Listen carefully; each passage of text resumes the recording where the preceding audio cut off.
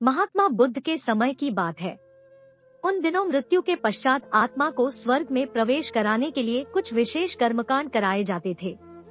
होता ये था कि एक घड़े में कुछ छोटे छोटे पत्थर डाल दिए जाते और पूजा हवन इत्यादि करने के बाद उस पर किसी धातु से चोट की जाती। अगर घड़ा फूट जाता और पत्थर निकल जाते तो उसे इस बात का संकेत समझा जाता कि आत्मा अपने पाप से मुक्त हो गई है और उसे स्वर्ग में स्थान मिल गया है। अपने पिता की मृत्यु के बाद एक युवक ने सोचा क्यों न आत्मा शुद्धि के लिए महात्मा बुद्ध की मदद ली जाए। वे अवश्य ही आत्मा को स्वर्ग दिलाने का कोई और बेहतर और निश्चित रास्ता जानते होंगे। इसी सोच के साथ वो महात्मा बुद्ध के समक्ष पहुंचा।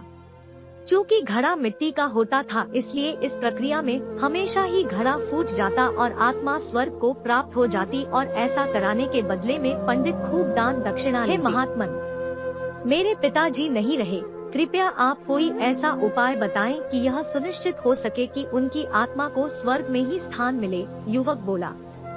बुद्ध बोले, ठीक है, जैसा मैं कहता हूँ वैसा करना। तुम उन पंडितों से 2 घड़े लेकर आना, एक में पत्थर और दूसरे में घी भर देना। दोनों घड़ों को नदी पर लेकर जाना और उन्हें इतना डुबोना कि बस उनका ऊपरी भाग ही दिखे। उसके बाद पंडितों ने जो मंत्र तुम्हें सिखाए हैं उन्हें जोर जोर से बोलना और अंत में धातु से बनी हथौड़ी से उन पर नीचे से चोट करना। और ये सब करने के बाद मुझे बताना कि क्या देखा। युवक बहुत खुश था। उसे लगा कि बुद्ध द्वारा बताई गई इस प्रक्रिया से निश्चित ही उसके पिता के सब पाप काट जाएंगे और उनकी आत्मा को स्वर्ग की प्राप्ति होगी। अगले दिन युवक ने ठीक वैसा ही किया और सब करने के बाद वह बुद्ध के समक्ष उपस्थित हुआ। आओ पुत्र, बताओ तुमने क्या देखा। बुद्ध।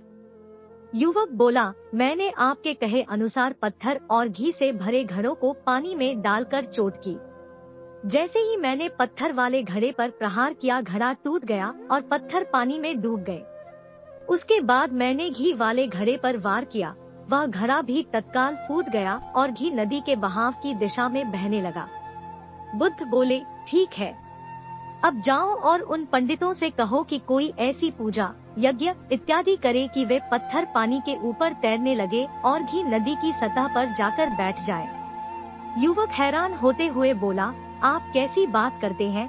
पंडित चाहे कितनी भी पूजा करे ले, पत्थर कभी पानी पे नहीं तैर सकता और घी कभी नदी की सतह पर जाकर नहीं बैठ सकता। बुद्ध बोले, बिल्कुल सही, और ठीक ऐसा ही तुम्हारे पिताजी के साथ है। उन्होंने अपने जीवन में जो भी अच्छे कर्म किए हैं वो उन्हें स्वर्ग की तरफ उठाएंगे और जो भी बुरे कर्म किए हैं वे उन्हें नरक की ओर खींचेंगे।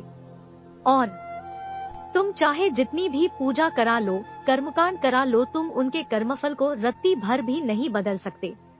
युवक बुद्ध की बात समझ चुका था कि मृत्यु के पश्चात स्वर्ग जाने का सिर्फ एक ही मार्ग है और वो है जीवित रहते हुए अच्छे कर्म करना।